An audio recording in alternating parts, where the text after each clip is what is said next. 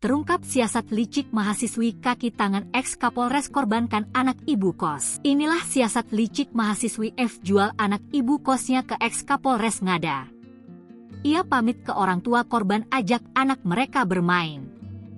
Karena sudah kenal bahkan tinggal bersama, orang tua korban pun mengizinkan anaknya untuk dibawa F. Namun bukannya bermain, korban dibawa untuk dijual ke mantan Kapolres Ngada, Nusa Tenggara Timur, NTT, AKBP Fajar Widyadharma.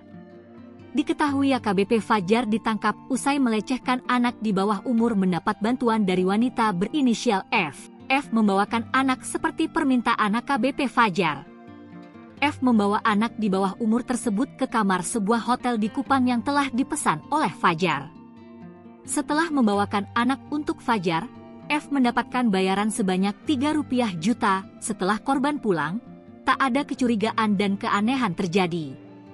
Namun, pada suatu waktu, korban pernah membawa uang Rp50.000 ketika pulang bermain dengan F.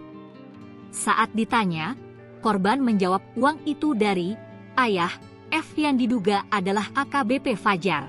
Dari penyelidikan ditemukan fakta bahwa FLS telah melakukan pelecehan seksual dengan anak di bawah umur sebanyak 3 orang dan 1 orang usia dewasa, kata Kepala Biro Penerangan Masyarakat Divisi Humas Polri, Brigjen Trunoyudo Wisnu Andiko, saat konferensi pers, Kamis, 13 Maret 2024. Trunoyudo menjelaskan, 3 anak yang menjadi korban ada yang berusia 6 tahun, 13 tahun, dan 16 tahun.